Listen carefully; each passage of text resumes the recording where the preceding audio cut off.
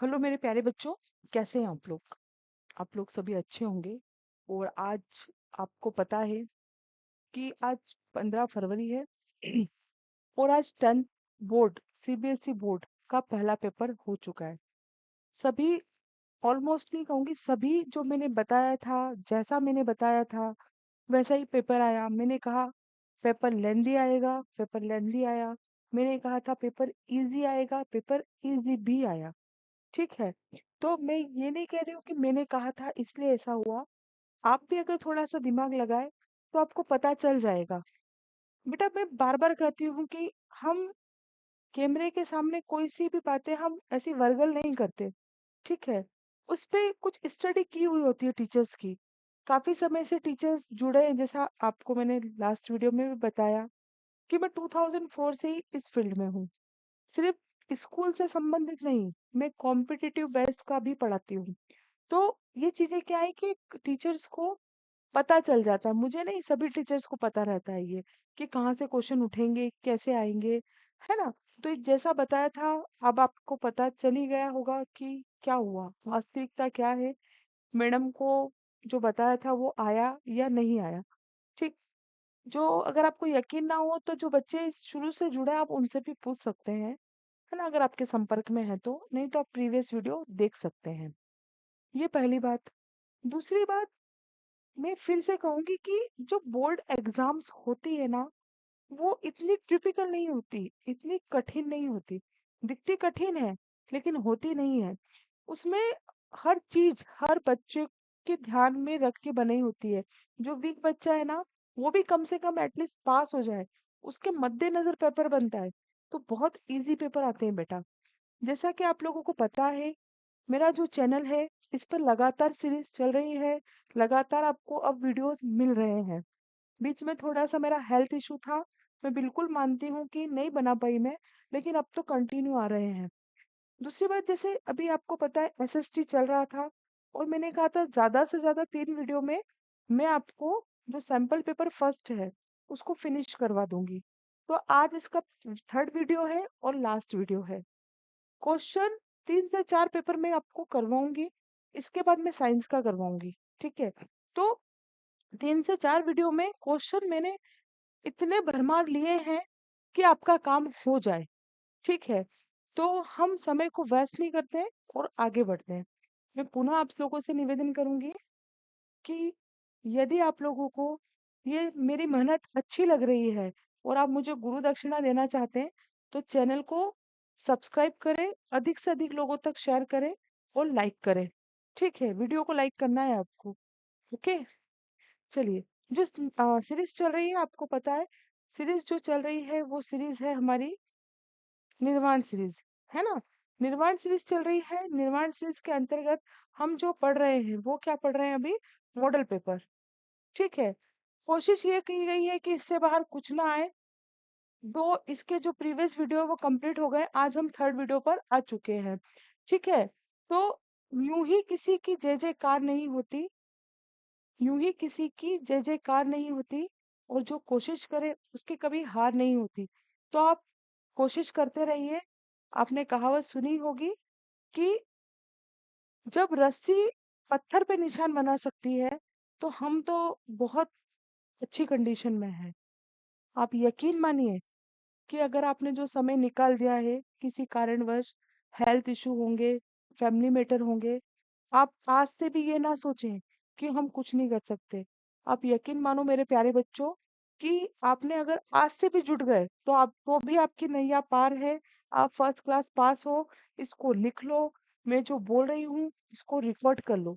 100% आप लोग निकल जाओगे, अच्छे नंबर से आप लोग निकल जाओगे। चलिए, आते हैं निर्माण सीरीज पर। इससे बाहर कुछ नहीं। ये मैंने टाइटल इसलिए दिया है कि मैंने बहुत मेहनत से बनाया है, और अब मुझे पूरा यकीन हो गया कि नहीं जाएगा बाहर, क्योंकि आज का जो पेपर था उसने सिद्ध कर दिया। चलिए, ये मॉडल पेपर है।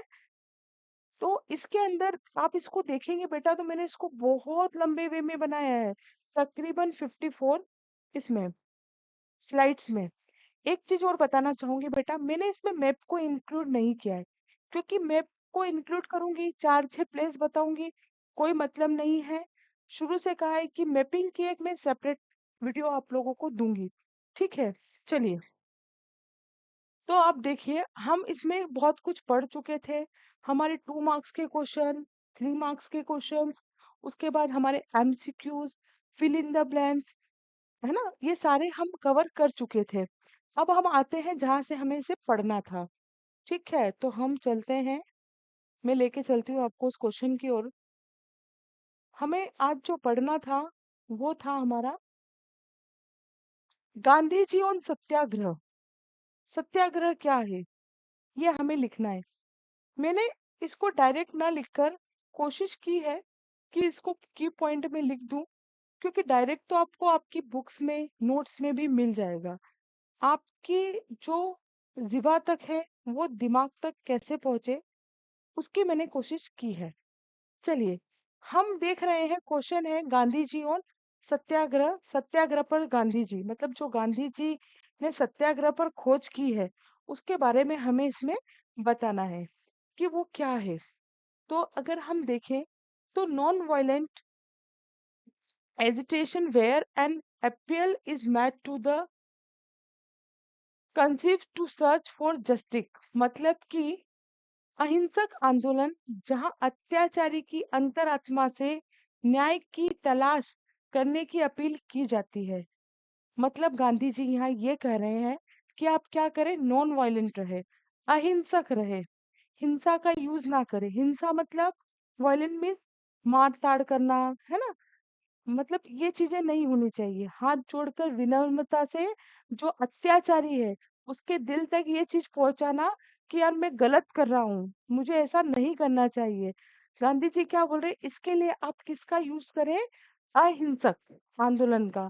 ठीक है, उसके बाद इसमें इस ये जो आपकी स्ट्रेटेजी है, या ये जो आपका कोटेशन है, इसमें एक चीज और मायने रखती है, power of truth and need to search for truth. मतलब सत्य का पावर क्या है, सत्य की शक्ति और सत्य की खोज की आवश्यकता क्यों है, यह भी इस थीम का मेन मोटो है। देखो, आप मोटी मोटी बातें समझ लोगे ना, तो फिर तो आप गाइड से भी पढ़ लोगे। ठीक, फिर उसके बाद बात करें, तो गांधी जी हिमसेल्फ कॉल्ड सत्याग्रह एज एक्टिव रेसिस्ट।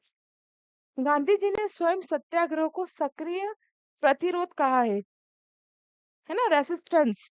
ठीक है, गांधी जी खुद को क्या बोल रहे हैं, हिमसेल्फ, मतलब खुद को क्या बोल रहे हैं, एक सक्रिय प्रतिरोध हूँ।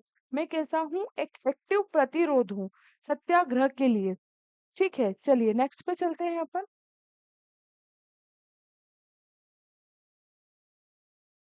ठीक, इसमें भी जो है की पॉइंट्स मैंने लिए हैं। Physical punishment is not necessary to fight the actual case and struggle against the inequality। मतलब वास्तविक कारण के लिए हमलावर से लड़ने और असमानता के खिलाफ प्रयास करने के लिए शारीरिक दंड की आवश्यकता नहीं है। ये हमारे रियल लाइफ में भी बहुत महत्वपूर्ण रखता है। मतलब मान लो, अगर किसी ने आपको एक चाटा मार दिया, ठीक है, अब जरूरी नहीं कि आप उसको एक चाटा ही मारे तभी आपका प्रतिशोध पूरा होगा, नहीं, आप उसको ऐसा रियलाइज करा दें। अब सोचो, आपको किसी ने एक चाटा मार दिया और आपने बोला भाई मार ले और मार ले, तो वो क्या करेगा, आपको मारेगा, नहीं मारेगा, उसको गिल्टी फील होगी, यार मैंने क्या करा। मतलब आप उसको यह समझाएंगे कि देख ऐसा नहीं था, ऐसी सिचुएशन थी, तो उसको समझ में आएगा। बजाय इसके कि उसने आपको एक चाटा मारा और आपने उसको 2 टिका दी, तो फिर वो 2 की जगह आपको 4 देगा। बात क्या होगी, बढ़ती जाएगी। गांधी जी इन सब चीज के क्या थे, खिलाफ थे। चलिए, सत्याग्रह सत्य और अहिंसा में निहित है। Satyagraha is rooted in truth, satya and non violence, है ना, अहिंसा। Mahatma Gandhi known for his philosophy of satyagraha believed in the power of non-violent, है ना, to bring about social and political change। Mahatma Gandhi जो सत्याग्रह के अपने दर्शन के लिए जाने जाते हैं, सामाजिक और राजनीतिक परिवर्तन लाने के लिए अहिंसक प्रतिरोध की शक्ति में विश्वास रखते थे। गांधी जी कहते थे कि आप सामाजिक, राजनीतिक कैसा भी परिवर्तन लाना चाहते हैं, उसके लिए मार धाड़ ना करें, विनम्र रहे, रिक्वेस्ट करे, प्रार्थना करे। तभी तो जो गरम दल के नेता थे वो इनसे क्या होते थे, इनसे बनती नहीं थी, ये नरम दिल के थे, उदारवादी थे, इसलिए इनसे बनती नहीं थी उनकी। By the struggle truth was found in ultimately, इस संघर्ष से सत्य अंततः जीत के लिए बाध्य था। मतलब गांधी जी का जो सत्याग्रह है वो यही था कि आप लड़े झगड़ा ना करें, ट्रुथ की खोज करें, है ना। पूरा स्ट्रगल, स्ट्रगल किस में? नॉन वायलेंस में। आपको हिंसा नहीं करनी किसी भी तरीके की, ये आपको लिखना है। अब आप इसको पढ़ेंगे तो आपको समझ में आ जाएगा। ठीक है, चलिए नेक्स्ट पे चलते हैं। Simon commission.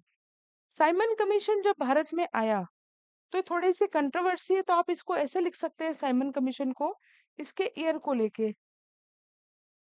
एनसीईआरटी में 28 दिया है और कहीं कहीं 27 दिया है, तो आप इसको 1927 एंड 28 करके लिखे। ठीक है, द साइमन कमीशन। और इसके बाद आपको अगर सुटेबल चाहिए तो फिर जो एनसीईआरटी बुक में वही मान्य है। I think 1927 in include in NCERT book, you just check out there. Okay. तो जब साइमन कमीशन भारत आया, जब साइमन कमीशन भारत आया तो सभी लोगों ने क्या किया? प्रोटेस्ट किया और सबने नारे लगाए, go back Simon, go back. मतलब आप वापस जाए, साइमन वापस जाए, साइमन वापस जाए। ठीक है, एक मिनट, भाई का वॉइस आ रहा है ये, है ना। तो ये प्रतिरोध क्यों हुआ? ऐसा इतना, मतलब इतना माहौल गर्म क्यों हुआ उस समय, वो आपको इसमें बताना है कि what is the Simon commission.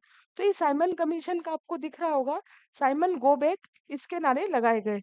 चलिए आगे हम चलते हैं। इन 1928, है ना, 1928 में क्या हुआ, ये भारत आया। अब इसका क्या था, जो हमारा 1919 एक्ट था उसका पूरा ऑब्जर्वेशन करना था, देखना था कि जो पॉलिटिकल चल रहा है भारत में, जो राजनीतिक व्यवस्था है उस पर अपनी राय देनी थी। लोगों ने कहा, किस देना, हम लोगों के बारे में, किन लोगों के बारे में? भारतीय लोगों के बारे में। और जब भारतीयों के बारे में सारी आपको जानकारी देनी है, उनकी राजनीतिक राजनीतिक के बारे में जानकारी देनी है, सामाजिक के बारे में जानकारी देनी है, तो भैया इस कमीशन में एक आधा हिंदू भी तो रखो, मतलब हिंदू से मतलब एक आधा भारतीय भी तो रखो। पर भारतीय कोई नहीं था। 7 मेंबर्स का था ये आयोग, 7 मेंबर्स का ये पूरा कमीशन था। और इन 7 मेंबर्स में ऑल कैसे थे? ब्रिटिश, सभी के सभी ब्रिटिश थे। तो क्या भारतीय लोग सहन करेंगे? इसलिए उन्होंने बोला कि तुम तो जाओ। इतना, मतलब उस समय इतनी अशांति रही, इतना अनपीस्ड रहा। इवन यहाँ तक कि जो लाला लाजपत राय थे, इस आंदोलन में हिस्सा लिया, इस मूवमेंट में हिस्सा लिया, तो जो ब्रिटिश जो आर्मी थी, उन्होंने उन पर लाठियों से इतना चार्ज किया, मतलब इतना मारा उनको, कि कुछ समय बाद उनकी इसी वजह से मृत्यु तक भी हो गई थी। पढ़िएगा, बहुत अच्छी हिस्ट्री है। समय नहीं है मैं कि बड़ा चढ़ा के आपको बता सकूं, जो इम्पोर्टेंट है वही बता पा रही हूँ। British government appointed 7 member commission. और इस 7 मेंबर के जो कमीशन, ये जो कमीशन था, इसके जो हेड थे वो कौन थे?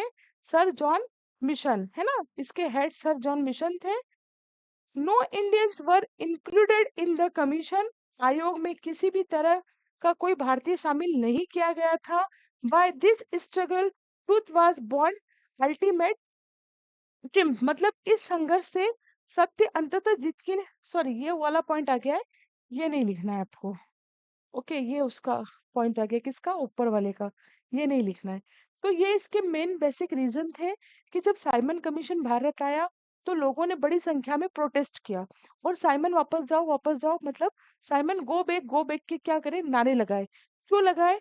इसलिए लगाए कि उसमें जो साइमन, सबसे बड़ा तो ये था कि उसमें एक भी भारतीय नहीं था। ठीक है, तो इस यही साइमन कमीशन था। और इसमें कितने मेंबर्स थे? 7 मेंबर्स थे। इसके हेड कौन थे? सर जॉन, आपके जो थे, सर जॉन इसके हेड थे। उनका सरनेम साइमन था, इसीलिए इसको क्या करा? साइमन कमीशन कहा गया। ठीक है, चलिए आगे चलते हैं। पॉइंट टू पॉइंट बात करेंगे अपन, समय वेस्ट नहीं करेंगे, समझ में आ रहा होगा आपको। जलियांवाला बाग बहुत इंपॉर्टेंट क्वेश्चन है, और आप जानते भी होंगे, बहुत सारे बच्चे इस जगह पर घूम के भी आए होंगे। पंजाब में एक जगह है अमृतसर, वहीं पर आप देख सकते हैं। तो जलियांवाला बाग आपका मिसकैरेज मतलब कि जलियांवाला बाग जो आपका हत्याकांड है, इसके बारे में कुछ पॉइंट है, आप पढ़ सकते हैं। Jallianwala Bagh also known as the Amritsar massacre मतलब कि जलियांवाला बाग हत्याकांड अमृतसर हत्याकांड के नाम से भी जाना जाता है। क्या रीजन था? Crowd of non violent protester along with Baisakhi, है ना? बैसाखी जो कि बहुत पवित्र त्योहार माना जाता है, उसके दिन सब क्या कर रहे थे? शांतिपूर्वक प्रोटेस्ट कर रहे थे, है ना? Who had gather in Jallianwala Bagh Amritsar, सभी जने इकट्ठे हुए शांतिपूर्वक क्या करने के लिए? शांतिपूर्वक मीटिंग करने के लिए। ठीक है, अभी सब बताऊंगी क्या हुआ क्या नहीं हुआ, सब बताऊंगी। तो ये किसके विरुद्ध कर रहे थे? जो मीटिंग हो रही थी वो रोलर एक्ट जो था आपका 1919, इसके खिलाफ शांतिपूर्वक सब क्या कर रहे थे? प्रदर्शन कर रहे थे। At the meeting Hansraj and acid, अपने जो सतपाल किचलू है, announced a public protest meeting, मतलब बैठक में किचलू के सहयोगी हंसराज ने एक सार्वजनिक विरोध बैठक की घोषणा की। उसके बाद जलियांवाला बाग में सभी लोग इकट्ठे हुए, है ना? इकट्ठे हुए, बैसाखी का दिन था, मीटिंग शांतिपूर्वक चल रही थी। तो मीटिंग जब शांतिपूर्वक चल रही थी तो जनरल डायर ने क्या करा? बिना किसी चेतावनी के, बिना किसी वार्निंग के ब्रिटिश आर्मी को फायरिंग का क्या करा? ऑर्डर दे दिया। जब फायरिंग हुई और फायरिंग इतने समय तक हुई जब तक उनके पास गोला बारूद खत्म नहीं हो गए, तब तक उन लोगों ने फायरिंग की। अब इसका उद्देश्य क्या था? लोगों में डर भरना, ताकि लोग नेक्स्ट टाइम मीटिंग ना करें, है ना? ये सब उनके क्या थे? ऑब्जेक्ट थे। तो फायरिंग चालू की तो 1000 लोग से भी ज्यादा क्या हुए? लोग मारे गए, और घायल तो इससे डबल हुए, है ना? ऐसा उसमें ऑन रिकॉर्डेड है। तो इसके बारे में थोड़ा सा हम पढ़ लेते हैं। On 10 April 1990, two nationalist leader अपने Saifuddin Kitchlew and doctor Satyapal were arrested in Punjab under the infamous Rowlatt act. दोनों अरेस्ट कर लिए गए थे इनके अंतर्गत। हिंदी बढ़ा देती हूँ, इंग्लिश अच्छे से समझ में आ जाएगा। 10 अप्रैल 1919 को दो राष्ट्रवादी नेताओं डॉक्टर सफेदुल किचलू और डॉक्टर सत्यपाल को क्या करा? पंजाब में कुख्यात रोलर एक्ट के तहत गिरफ्तार कर लिया। ठीक है, जब गिरफ्तार करा तो 13 अप्रैल 1919 को लोग अमृतसर में एक छोटे से पार्क में क्या हुए? इकट्ठा हुए, जिसे इन गिरफ्तारियों के विरोध में क्या कर जलियांवाला बाग कहा जाता था। शांतिपूर्व सभा, इसमें पुरुष, महिलाएं और बच्चों ने भाग लिया। जनरल डायर, अब ब्रिटिश सैन्य अधिकारी, इनने क्या करा? रेजिमेंट तैनात की पार्क में, और प्रवेश द्वार को भी बंद करा, मतलब बंद कर दिया, घेर लिया। बैठक को अवैध घोषित करा। बिना किसी चेतावनी के अपने सैनिकों को गोली चलाने का आदेश दे दिया। फायरिंग तकरीबन 10 मिनट तक चली, जब तक कि सारा गोला बारूद समाप्त नहीं हो गया। एक से अधिक हजार लोग मारे गए और उससे दुगनी संख्या में क्या हुए? घायल हुए। ये नरसंहार हुआ, बहुत भयानक नरसंहार था बेटा। इसके परिणाम स्वरूप क्या हुआ? 1919 में जो रविंद्रनाथ टैगोर थे, उन्होंने अपने नाइटहुड की उपाधि को त्याग दिया। नाइट पहले उपाधि दी जाती थी, जैसे आज कोई अच्छा काम करता है तो बोलते हैं best teacher of the award, best student of the award. तो नाइटहुड की एक उपाधि होती थी जो ब्रिटिश लोगों ने ही नहीं दी थी, है ना? एक अच्छी पॉजिटिव वे में। तो उन्होंने त्याग दी कि भैया हमें तो नहीं चाहिए। और गांधी जी ने अपनी केसरे हिंद, बुआनी है ये, केसरे हिंद की उपाधि को क्या करा? त्याग दिया। इन्हें भी उपाधि दी गई थी कि आप आज से केसरे हिंद के नाम से जाने जाएंगे। तो उन्होंने भी उनकी उपाधि वापस दे दी कि मुझे नहीं चाहिए। ठीक है, क्यों? क्योंकि उन्होंने इतना दुर्व्यवहार हमारे साथ किया। वही चीज इसमें लिखी हुई है, सेम इट इज, पूरी ऐसी की ऐसी, है ना? तो ये रोलर एक्ट के विरुद्ध क्या कर रहे थे? प्रोटेस्ट कर रहे थे। और हमारे जो मेन लीडर थे, अपने सफेदुल केचलू और सत्यपाल, इनको अरेस्ट कर लिया गया। अरेस्ट करा तो 13 अप्रैल 1919 को पीपल क्या हुए? गैदर्ड हुए, मतलब इकट्ठे हुए। वो सब चीजें इसमें लिखी है ना? ये जनरल डायर आपके सोल्जर्स को आदेश दिया फायरिंग करने का। फायरिंग 10 मिनट्स तक चली। है ना? और कब तक? जब तक कि गोला बारूद खत्म नहीं हो गया। 1000 से ज्यादा लोग मारे गए और इससे ट्वाइस मतलब डबल क्या हुए, इंजर्ड हुए, है ना? तो यही सब चीजें इसके अंदर लिखी है। रविन्द्रनाथ टैगोर ने अपने नाइटहुड की जो उपाधि थी उसको क्या करा, त्याग दिया कि मुझे नहीं चाहिए। और गांधी जी ने भी क्या करा, रिटर्न कर दी केसरे हिंद, है ना? केसरे हिंद की उपाधि वापस दे दी कि मुझे नहीं चाहिए। देखो ये चीजें नहीं लिखी हुई है आपकी बुक वगैरह मतलब गाइड वगैरह में, तो आप इसको अगर लिखेंगे तो आपको अच्छे नंबर मिल जाएंगे, क्योंकि दूसरे बच्चे नहीं लिखेंगे। ठीक, दो चीजें याद रखनी है, कौन कौन सी? रविंद्रनाथ टैगोर ने रविंद्रनाथ टैगोर जी ने अपनी कौन सी उपाधि त्याग दी? रविन्द्रनाथ टैगोर जी ने नाइटहुड की उपाधि त्याग दी और गांधी जी ने केसरे हिंद की। ठीक है, चलिए अब आगे चलते हैं हम। Non cooperation movement. Non cooperation movement it means असहयोग आंदोलन। जैसा कि नाम से पता चलता है, नॉन कोऑपरेशन, किसी भी तरह का कोई कोऑपरेशन नहीं करना, असहयोग आंदोलन।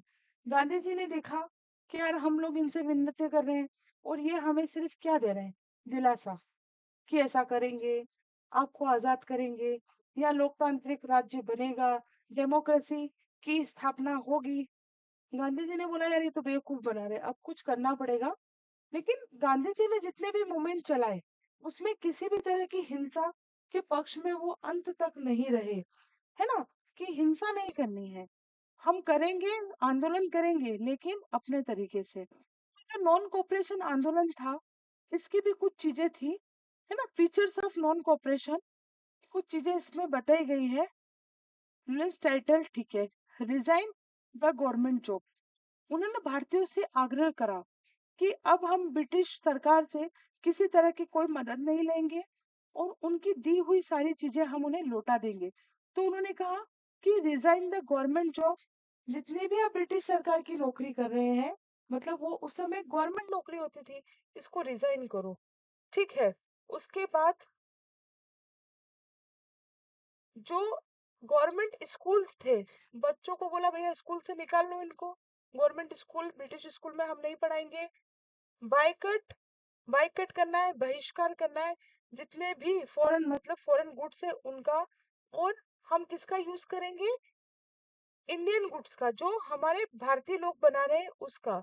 Not to serve, not to serve British army, हमें ब्रिटिश आर्मी में अब भर्ती भी नहीं होना है। असहयोग आंदोलन के ये कुछ फीचर्स थे जो उस समय गांधी जी ने कहे थे।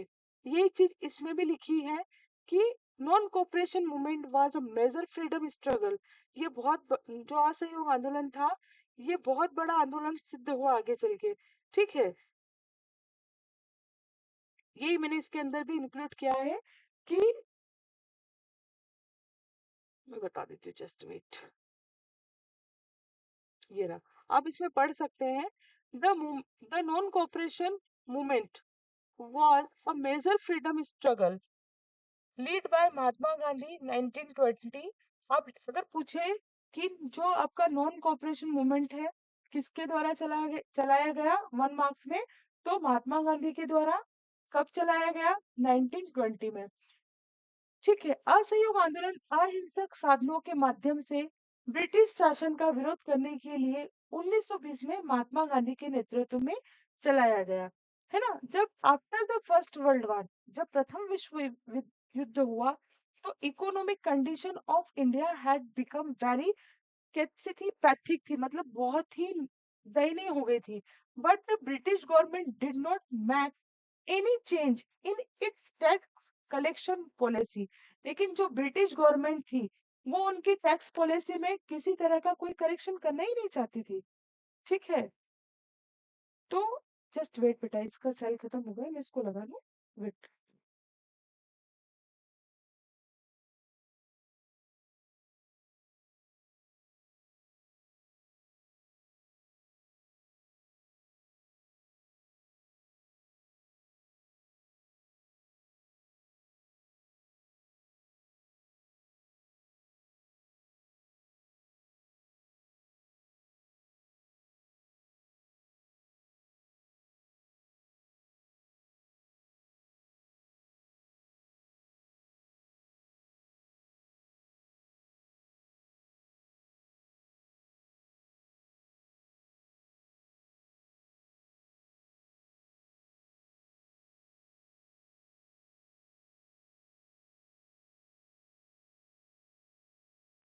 ओके।